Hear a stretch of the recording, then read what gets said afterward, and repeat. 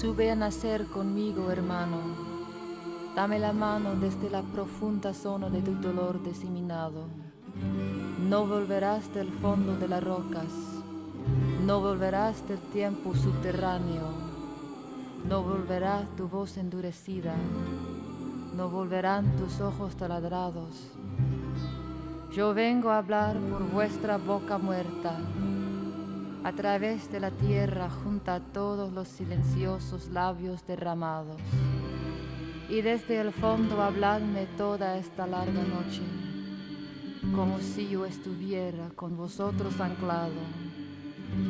Contadme todo, cadena a cadena, eslabón a eslabón y paso a paso.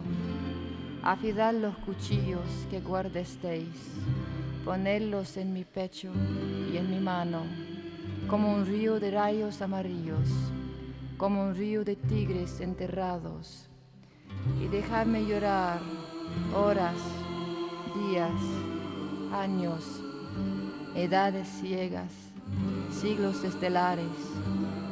Dadme el silencio, el agua, la esperanza. Dadme la lucha, el hierro, los volcanes, apegadme los cuerpos como imanes, acudid a mis venas y a mi boca, hablad por mis palabras y mi sangre.